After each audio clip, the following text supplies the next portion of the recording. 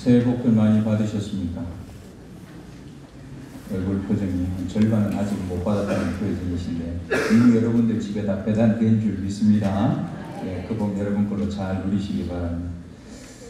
증인, 증거 이런 것들은 모두가 누군가가 당한 일에 대해서 제3자가 듣고 보고 경험한 것을 더 신뢰할 만한 것으로 만드는 데 아주 중요한 역할을 합니다. 사건에서는 유죄냐 무죄냐를 판단하는 중요한 근거가 될 수도 있는 것이 바로 증인이고 증거라고 하는 겁니다.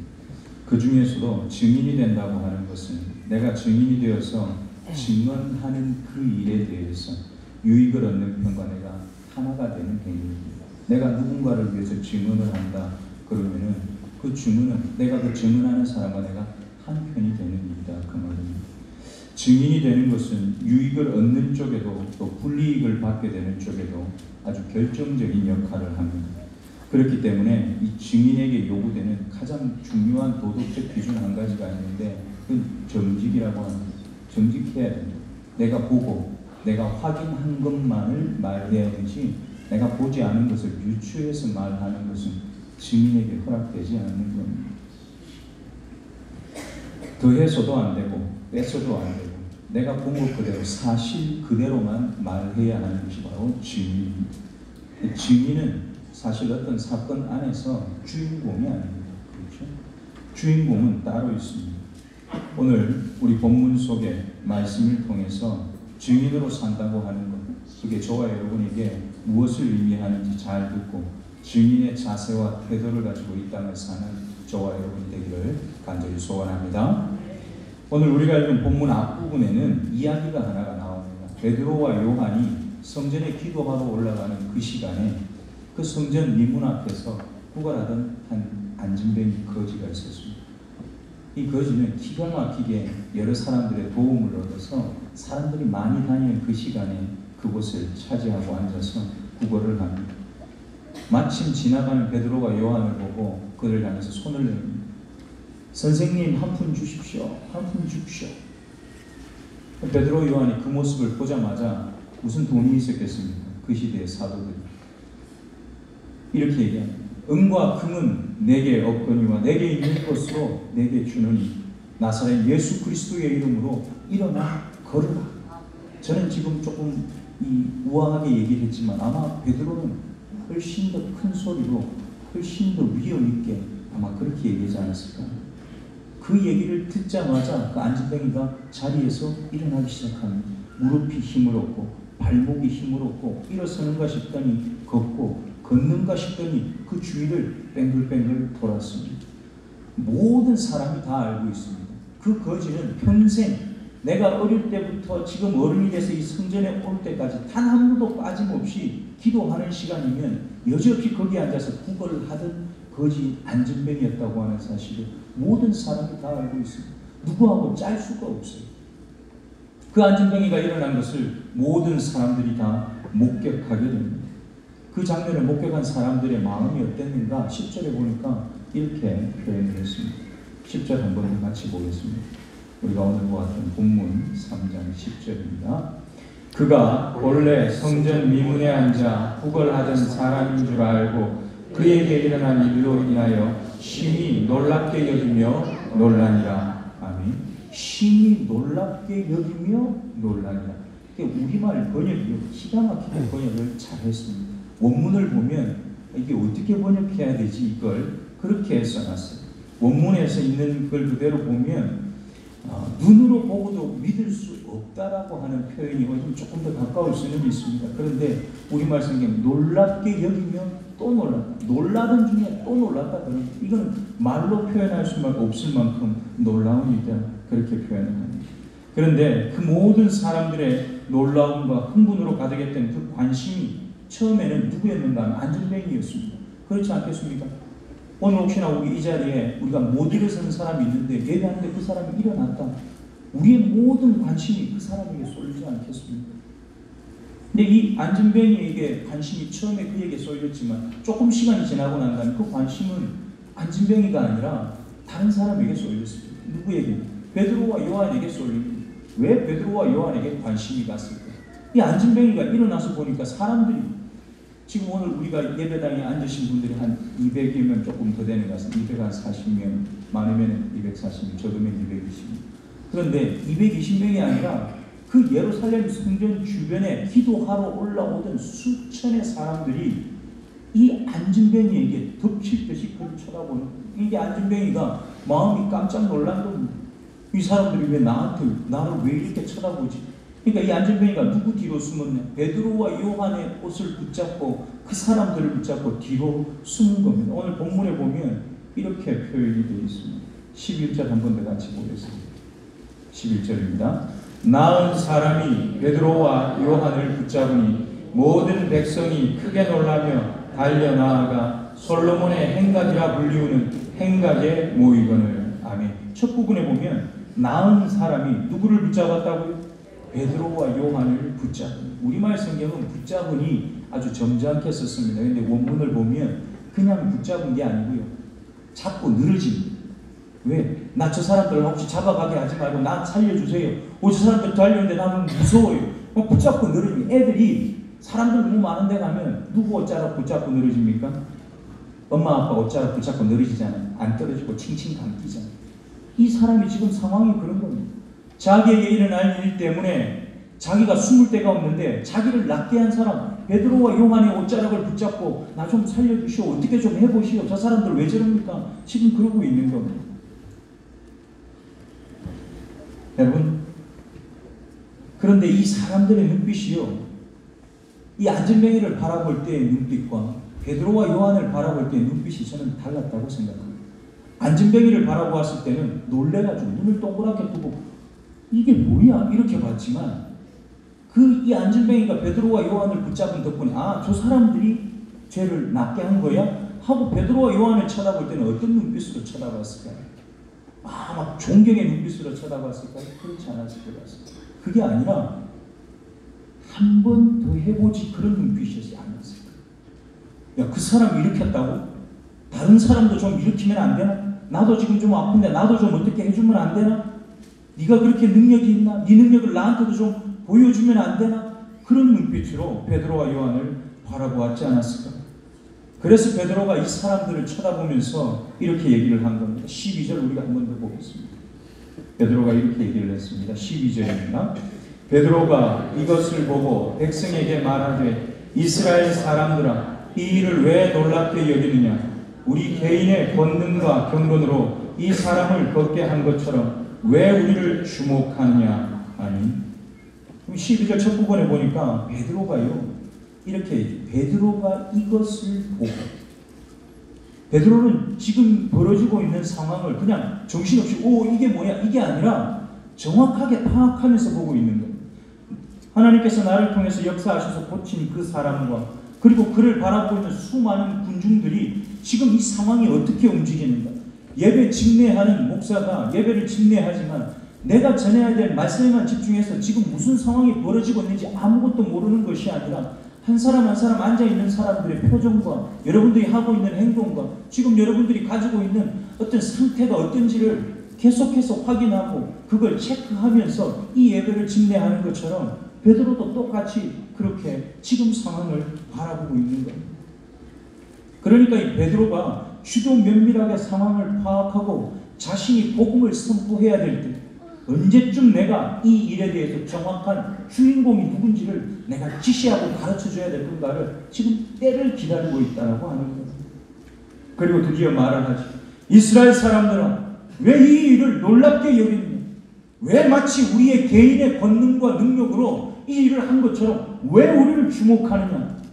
멋지게 얘기를 합니다. 이 말은 이 일은 내가 한 게 아니라 그 얘기를 하는 겁니다.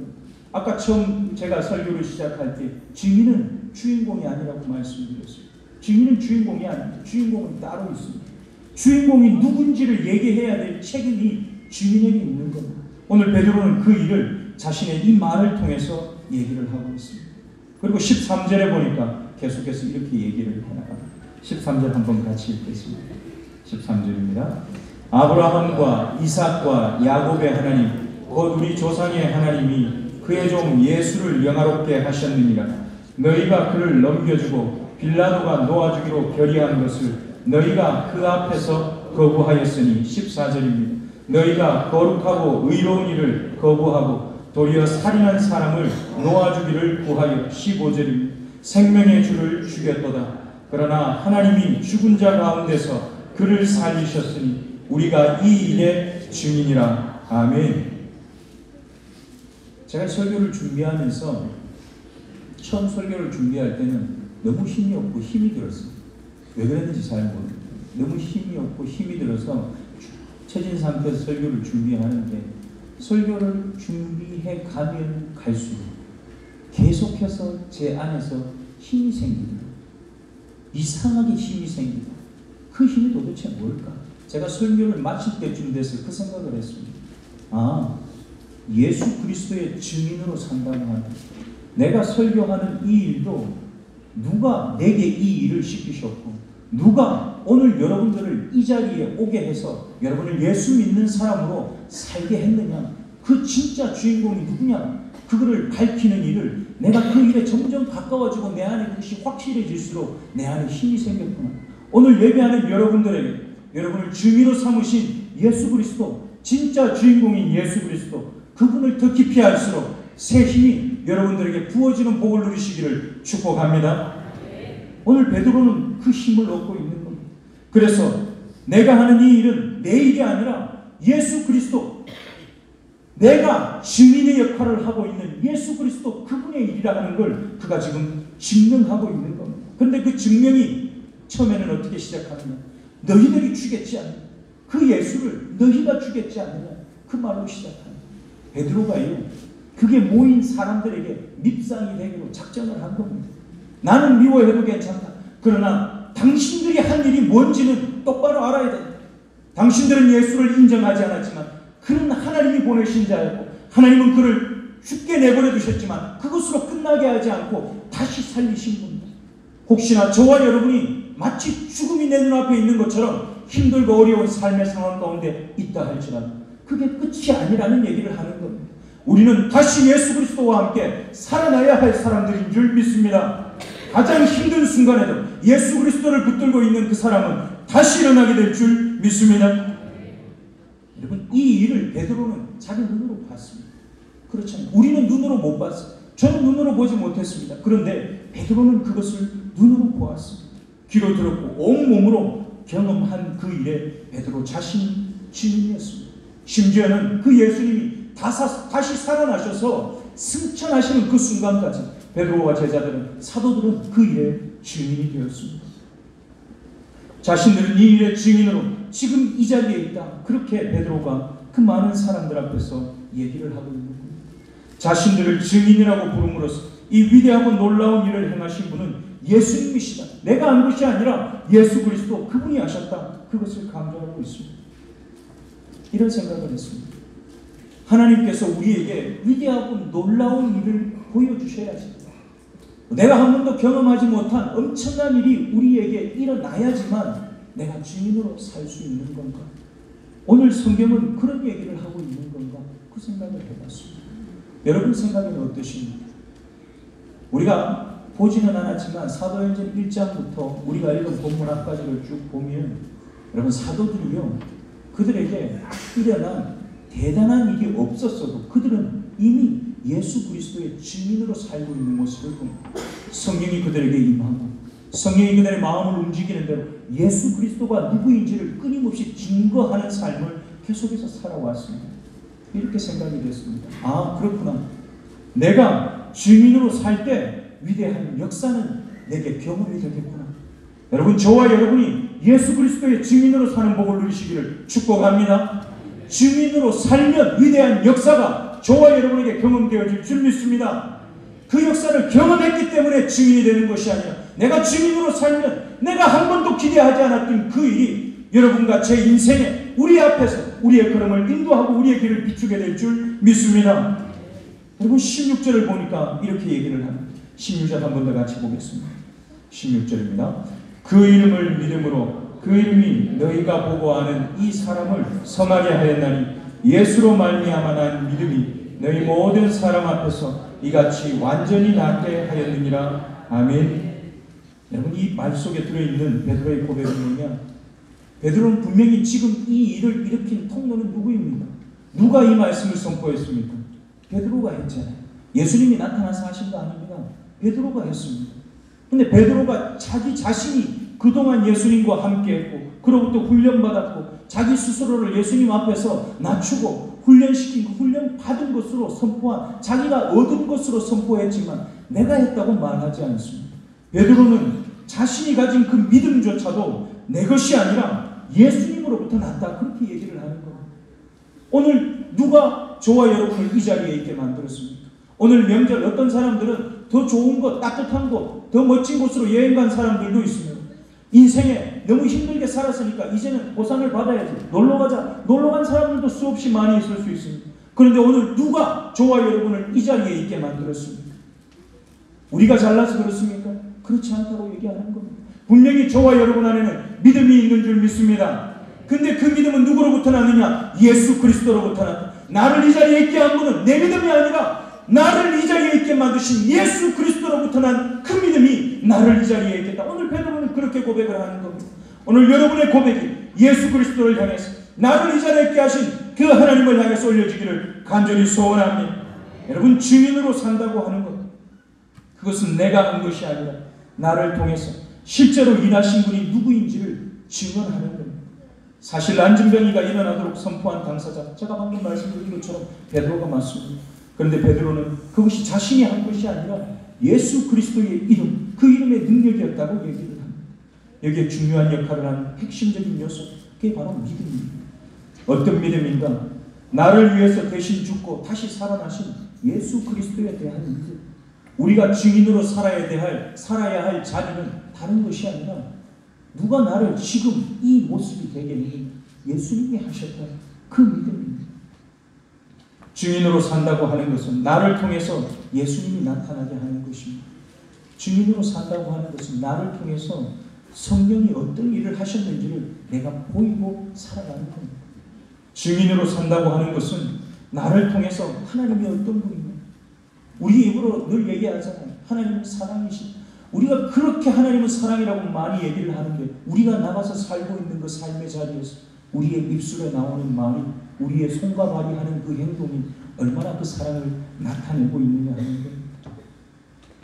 여러분, 증인으로 산다고 하는 것, 그것은 제가 처음 말씀대로 정직해야 합니다. 정직하다는 것은 내가 본 대로, 내가 들은 대로, 내가 경험한 대로, 그 사실에 기초해서 그 이상도 아니고 그 이하도 아니고 그걸 말로, 행동으로 보여주고 살아야 하는 것. 그런 차원에서 저도 오늘 이 자리에 예배하는 여러분들도 우리 스스로에게 한번 물어보십시오. 나는 얼마나 정직했느냐? 나는 그 받은 것 앞에서 얼마나 정직했느냐? 우리가 그 일에 정직해지기 위해서 몸부림치는 것, 그게 바로 증인으로 사는 삶입니다. 여러분, 하나님께서는요, 목이 터져라 소리를 지르시는 것 같아요. 제가 설교할 때도 큰 소리로 막 외칠 때가 있잖아요. 제가 큰 소리로 외치는 것보다 더 큰 소리로 하나님은 우리에게 외치십니다. 내가 여기 있다. 내가 너한테 얼마나 했다. 내가 너하고 함께한 시간을 제발 좀 기억하면 좋겠다. 그렇게 외치는데도 그 외치는 소리는 저기 멀리서 들려오는 아련한 소리처럼 들려요. 그런데 지나가면서 하는 사람의 그 한마디, 휙 던지는 한마디는 내 귀에 이 세상의 어떤 소리보다도 더 크게 들리는 거예요. 여러분, 우리가 그렇게 살기 때문에 하나님의 은혜를 경험하지 못하는 거예요. 여러분, 옆 사람이 지나가면서 던지는 근거 없는 비방하는 소리, 모함하는 소리, 여러분, 그런 소리에 우리 귀를 쫑긋 세우지 마시기를 바랍니다. 여러분, 온 신경이 그것에 집중되어 있는 사람은 증인이 아닙니다. 아무리 멀리서 들려오는 소리라 할지라도 하나님이 저와 여러분을 부르는 그 소리, 우리의 귀가 열리고 우리의 마음이 열리고 우리의 삶이 그분을 향해서 돌아서는 복을 누리시기를 축복합니다. 오늘 베드로와 요한은 성령의 능력이 나타나는 현장의 그 통로가 되었습니다. 오늘 말씀은 베드로와 요한이 뭘 했느냐, 그걸 우리에게 얘기하는 게 아닙니다. 오늘 성령 하나님께서 베드로와 요한을 통해서 무엇을 하셨는가, 하나님께서 이정훈 목사를 통해서 무엇을 하셨는가, 하나님께서 우리 생초교회 장로님들을 통해서 무슨 일을 하셨는가, 성령은 그것을 얘기하기를 원하시는 겁니다. 그래서 베드로가 그렇게 말한 거 아닙니까? 우리는 믿었고 예수님의 이름의 권세가 이 일을 행하셨다. 나는 믿었을 뿐이고 예수님의 이름의 그 권세가 이 일을 행했다. 저와 여러분의 입을 통해서 하나님을 향한 그 찬양이 매일매일 올려지기를 간절히 소원합니다. 우리 주님께서 성령의 임재와 권능을 우리에게 부으실 때 나의 경건과 능력으로 착각하면 안 됩니다. 그러면 하나님께서 나를 통해서 일하신 것 때문에 나는 교만한 자가 되어버립니다. 많은 이단들이 다 그래서 발생하는 겁니다. 하나님이 그를 통해서 일했더니 자기가 하나님이 되어버린 자. 여러분, 그건 이단의 자입니다. 예수님의 이름의 권세가 그의 죽으심과 부활을 믿는 나를 통해서 드러나기를 축복합니다. 오히려 더 낮아지고 겸손해지시기를 축복합니다. 하나님의 은혜가 우리를 의롭게 하는 줄 믿습니다. 하나님의 은혜가 우리를 증인으로 살게 하시는 줄 믿습니다. 하나님의 은혜가 기적과 변화를 우리에게 가져오실 줄 믿습니다. 사랑하는 생초교회 성도 여러분, 우리 모두가 하나님의 능력을 경험하는 삶을 살게 되기를 축복합니다. 여러분, 질병의 무거운 짐을 지고 우리 생초교회는 아픈 분들이 참 많이 있습니다. 어르신들이 이제 오래 살고 보니까, 최선을 다해서 살고 보니까 몸이 많이 약해지셨어요. 질병의 무거운 짐을 지고 사는 연약한 지체들을 위해서 여러분, 구역에서 모임할 때마다 기도 꼭 하시기 바랍니다. 그 구역이 모여서 기도하는 그 자리에 주위의 역사가 나타날 줄 믿습니다. 내 가족들의 영혼 구원을 위해서 기도하고 복음을 선포할 때에 성령의 구원하시는 그 역사를 그 가족이 경험하게 될 줄 믿습니다. 삶의 길이 막혀서 낭떠러지 같은 곳, 내가 여기서 한 발짝만 더 나가면 떨어져 죽을 것 같은 그런 자리에 서 있는 사람들이 있습니다. 예수님의 이름의 권세를 의지하고 여러분이 부러지실 때 여러분 앞을 막고 있는 그 홍해가 갈라지는 역사를 경험하게 될 줄 믿습니다. 그리고 우리를 추격하던 그 바로의 군대, 내 뒤에서 나를 잡으러 오던 그 바로의 군대 같은 그 험악한 상황들, 하나님께서 내가 빠져 죽을 것 같은 그 바다에 그를 빠뜨리시고 그를 그 자리에 수장시키는 놀라운 역사, 그 경험의 주인공들이 저와 여러분들 되시기를 축복합니다. 여러분, 그때 이렇게 여러분 정신을 똑바로 차리셔야 됩니다. 이렇게 말씀하십시오. 나를 위해서 죽으시고 살아나셔서 내게 믿음을 주신 예수님의 이름의 권세가 이 일을 행하셨습니다. 저와 여러분의 고백이 되기를 간절히 소원합니다. 성령께서 우리의 이 합당한 고백을 통해서 영광 받으실 줄 믿습니다. 할렐루야. 제가 이 설교를 준비하면서 찬양이 하나가 생각났습니다. 이런 찬양입니다. 예수 이름 높이세, 능력의 그 이름, 예수 이름 높이세, 구원의 그 이름, 예수 이름을 부르는 자, 예수 이름을 믿는 자, 예수 이름 앞에 나오는 자, 복이 있도다. 아멘. 우리 함께 찬양했으면 좋겠습니다.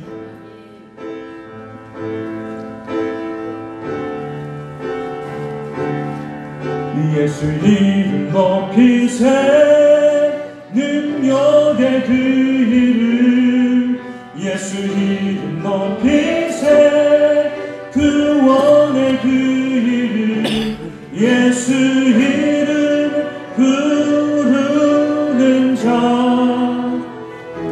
예수 이름을 믿는 자, 예수 이름 앞에 나오는 자, 예수 이름 앞에 나오는 자, 복이 있도다. 아멘. 예수 이름을 높이는 저와 여러분의 삶이 증인의 삶인 줄 믿습니다. 증인으로 산다고 하는 것은 내가 증언하는 그 일에 진짜 주인공이 누구신지를 밝히는 겁니다. 오늘 가족과 함께하는 명절을 맞아 예배하는 저와 여러분으로 인해서 살아계신 예수님, 성령의 역사가 만천하에 분명하게 밝혀지는 복의 통로로 이 땅을 살아가시기를 간절히 소원합니다. 기도하겠습니다.